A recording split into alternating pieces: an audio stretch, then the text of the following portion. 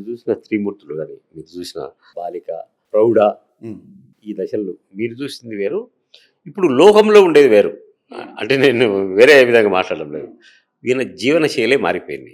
ఉమ్, ఆర్థిక స్వాతంత్రం వచ్చింది.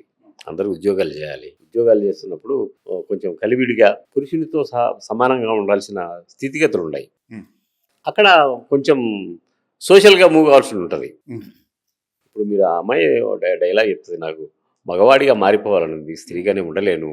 అంత ఫైర్ ఉందా ఈ నేటి తరంలో? అంటే జనరల్ గా గత 30 సంవత్సరాలతో పోలిస్తే, అంటే నా చిన్నతనం, నా బాల్యం, నా స్కూల్ ఎడ్యుకేషన్ పాయింట్ ఆఫ్ లో ఒక అమ్మాయితో మాట్లాడటానికే, కనీసం చూడటానికే చాలా కష్టంగా ఉండే పరిస్థితి. సో నేను కూడా late 70s 80s, almost 80s kid. అప్పుడు ఈ మొబైల్ విప్లవం లేదు, టీవీలు కూడా యాంటీనా కదిలితే మారిపోయే రోజులు, టీవీ చూడలేం. క్రికెట్ మ్యాచ్ కోసం చాలా ఎదురు చూపులు చూసిన మేము కూడా ఉన్నాం అందులో. సో అప్పుడు బేసిక్ గా నేను నా ఎడ్యుకేషన్ అంతా హాస్టల్లో జరగడం వల్ల, సో ఇట్స్ అ వెరీ, అసలు ఎలాంటి కనెక్షన్ లేని వాతావరణం. నా కుటుంబం, నా ఇంటి ఆడపిల్లలు, నా చుట్టుపక్కల బంధువులు, పిల్లలు తప్ప నాకు ఇంక వేరే ప్రపంచం లేని జీవితం. ఆల్మోస్ట్ 10th వరకు, ఆల్మోస్ట్ ఇంటర్ కూడా.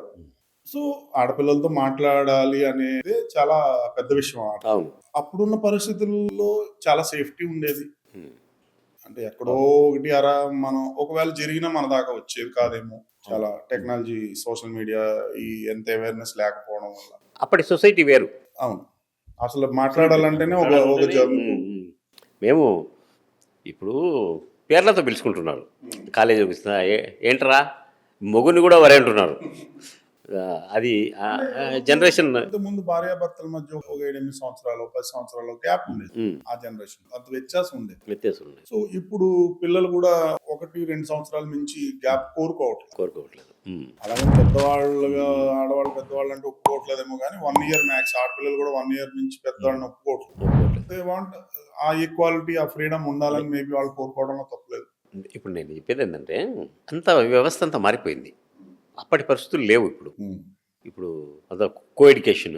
ఒక అబ్బాయి అమ్మాయి మాట్లాడుకుంటారు. నా ఎక్స్పీరియన్స్ చెప్తున్నా. మేము సచ్చినట్టు ఆడపిల్లలతో మాట్లాడితే అమ్మాని పిలవాలి.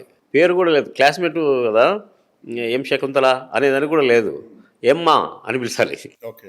వాళ్ళు కూడా మమ్మల్ని పేరుతో వెనక ముందు ఏమీ ఉండదు. మళ్ళీ అలాంటి దానికి దాదాపు మన ఇద్దరు చూసిన సమాజం అది.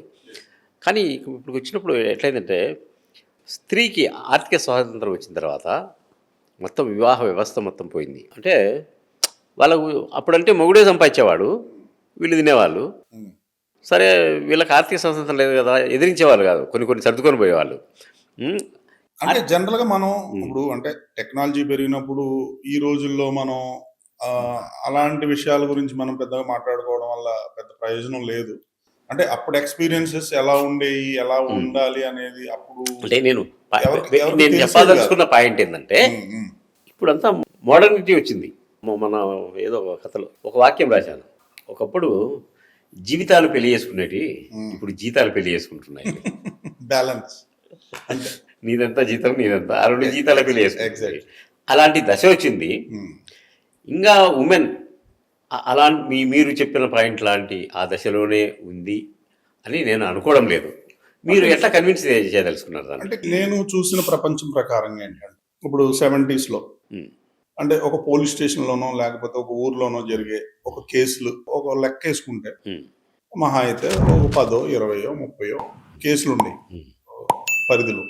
దాన్ని చాలా వరకు ఏదైనా ఉంటే గ్రామ పెద్దల సమక్షంలోనో, కుటుంబ పెద్దల సమక్షంలోనో తేలిపోయేవి, సమస్యలు తగ్గి ఉండేవి. ఇలాగ డైరెక్ట్ అటాకింగ్ అనేది చాలా తక్కువ ఉండేది.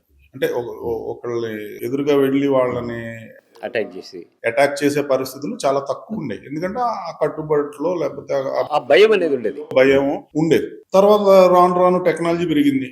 టెక్నాలజీ పెరిగినప్పుడు ఏమైంది, ఇప్పుడు ఇంత ముందు ఒక వీధిలో ఒక అమ్మాయిని ఒక ఊర్లో చూసినాడు, కాలేజీ స్టూడెంట్ కావచ్చు ఎవడన్నా, ఆ ఊరు వెళ్ళి ఆ వీధిలోకి వెళ్ళాలంటే భయం. ఎవడన్నా వరే ఎందుకు నువ్వు ఇక్కడికి వచ్చావని అడుగుతారేమో అని భయంగా చూసుకుంటా వెళ్ళి దొంగచాటుగా చూసి ఓకే అనుకుని వచ్చేసి ఆనందపడే ప్రేమికులు ఉండేవారేమో. ఇప్పుడు ఏమైంది, ఇప్పుడు ఎక్కడో అమెరికాలో ఉన్న అబ్బాయి అయినా, అనకాపల్లిలో ఉన్న అబ్బాయి అయినా, అమలాపురంలో ఉన్న అబ్బాయి అయినా, ఆ వీధిలో ఆమె ఒక ఫోటో పెడితే ఆమెతో డైరెక్ట్ గా కనెక్ట్ అయ్యి మాట్లాడగలిగి, చూస్తూ మాట్లాడగలిగే టెక్నాలజీ రోజులకు వచ్చేసి, వచ్చేసినాం. సో దీని పర్యవసానాలు ఏంటి అనేది మనం ఇప్పుడు ప్రస్తుతం రిజిస్టర్ అవుతున్న కేసులు వాటెవర్, అమ్మాయిలు మిస్సింగ్ వాటెవర్ డైలీ న్యూస్ లో వచ్చే విషయాలు కావచ్చు. అప్పుడు ఒక 10% ఉంటే ఇప్పుడు ఒక 70% పెరిగిపోయినాయి ఆ కేసుల తాలూకు నెంబర్. సో ఇంత టెక్నాలజీ పెరిగితే కేసుల సంఖ్య తగ్గాల్సింది పోయి ఎక్కువ అవుతున్నాయి. ఎక్కువ అవుతుంది. నిజమే. దీనికి రీజనింగ్ నేనేం చెప్తాను అంటే, అమ్మాయిలు ఎలాగైనా ఉండని, వాళ్ళు ఏం చేస్తున్నారు, వాళ్ళు ఏం కట్టుబాట్లు ఉన్నారు అనేది పక్కన పెడితే, ఒక మనిషిగా, ఒక మగాడిగా, ముఖ్యంగా నువ్వు ఒక మనిషిగా నీ బాధ్యత నీకు ఉండాలి కదా అనేది నేను చెప్తాను. సో మగాడిగా మన మైండ్ సెట్ మారినంత వరకు సో ఈ అఘాయిత్యాలు ఇంకా పెరుగుతూనే ఉంటాయి. ప్రొటెస్ట్ చేసేవాళ్ళు లేకపోతే అలా తిరిగేవాళ్ళు వాళ్ళకుండే పరిధులు ప్రొటెస్ట్లను బట్టి తిరగచ్చేమో. ఉమ్. వీళ్ళని అనుకరించాదామని అనుకుని ఎవరో ట్రాప్ లో పడిన అమ్మాయిలు బలవచ్చున్నారేమో మేబీ. ఇప్పుడు ఎవరినో చూసి నేను కూడా ఇలా ఉండాలని అనుకునే పిల్లలు ఎవరన్నా ఆ సరైన ప్రొటెక్షన్ ఇందులో లేకపోవడం వల్ల అలాంటి వాళ్ళు బలవుతున్నారేమో మేబీ. కరెక్ట్. సో నాకున్న అవగాహన ప్రకారంగా ఇది ఉంది. అందుకనే నేనేం చెప్పానంటే, అప్పుడే మెచ్యూర్ అయ్యి ఒక కొత్తగా ప్రపంచాన్ని, ఒక ఆడతనాన్ని కొత్తగా అనుభవిస్తున్న ఒక అమ్మాయి తన చుట్టూ, తన ఇంట్లో కావచ్చు, తన వీధిలో కావచ్చు, ఇలాంటి పరిస్థితుల్లో తను ఎలాంటి భయాలతో పెరుగుతుంది. కొత్తగా ప్రపంచం చూసినప్పుడు, కొత్తగా సైకిల్ తొక్కినప్పుడు మనకు భయాలు ఉంటాయి. ఎక్కడికి పడిపోతామేమో, ఎవరిని ఉంటే బాగుండేమో, అలాంటి భయాల మధ్య పెరుగుతున్న అమ్మాయి సో ఈ భయాలకి భయపడిపోయి నేను కూడా ఒక మగాడిగా పుట్టుంటే బాగుండేమో, సరే ఇప్పుడు టెక్నాలజీ వస్తుందేమో, మగాడిగా మారిపోతే అవకాశం ఉంది కదా, మారిపోతానేమో, మారిపోయే అవకాశం ఉంది కాబట్టి మారిపోవచ్చేమో అని ఈ భయాలతోటి ఎక్స్ప్రెస్ చేసిన తన టీచర్తో చెప్పుకున్న ఒక పెయిన్ అది. పెయిన్. ఇది నేను ఆ అమ్మాయి రూపంలో నేను చెప్దాం అనుకున్న విషయం. ఆ టీనేజ్ గర్ల్, అప్పుడే కొత్తగా ప్రపంచాన్ని చూస్తున్న ఒక అమ్మాయి తాలూకు బాధ ఇది. బహుశా మా అమ్మ వయసు నుంచి అంటే తరతరాలుగా ఇది ప్రతి ఆడపిల్ల ఏదో టైంలో ఎందుకు వచ్చిందిరా నేను మగాడిగా పుట్టుండే పోయేదేమో అని అనుకోని స్త్రీ ఉంటుంది అని నేను అనుకోవట్లేదు ఇప్పటికీ కూడా. ఇది చాలా మందిని కలిసినప్పుడు వాళ్ళు ఎక్స్ప్రెస్ చేసిన పాయింట్ కూడా ఇది. మేము కూడా అలానే అనుకునేవాళ్ళం, ఏముంది చిన్నప్పుడు బోల్డ్ సార్లు, ఈవెన్ ఇప్పుడున్న జనరేషన్ లో నా పిల్లలు కూడా మేబీ. సో ఈ సీన్కి సందర్భం అది. సో అలాంటి అమ్మాయిని ఒక టీచర్ ధైర్యం చెప్పి, తనకున్న కష్టాలు ఎలా ఉన్నా కూడా, వాళ్ళిద్దరి మధ్య ఒక సాంగ్ మొన్న రిలీజ్ చేసాం లాస్ట్, నిషిలో శశిల నీకెవరు రారుగా. సో ఆ పాట చాలా బాగా వైరల్. సో ఆడపిల్లలకి ఒక వీక్ మూమెంట్, ఒక ఎమోషనల్ ఏదన్నా ఒక పెయిన్ వచ్చినప్పుడు, లేకపోతే ఒక భద్రత మీద ఒక ఆందోళన కలిగినప్పుడు, సో ఈ పాట వింటే వాళ్ళకి ఒక మానసిక ఉత్తేజాన్ని, ఒక ధైర్యాన్ని, ఒక స్ఫూర్తిని రగిలించే పాట. అది అద్భుతంగా మా రైటర్ ప్రసాద్ గారు రాశారు, చిన్మయ్య గారు ఆ పాట చాలా అద్భుతంగా పాడారు. సో అంటే ఇక్కడ రెండు పార్శ్వాలు, అక్కడ ఆ అమ్మాయి డైలాగ్ కి ఈ సాంగ్ కి there is a link.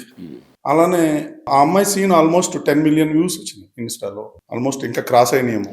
It's official on record.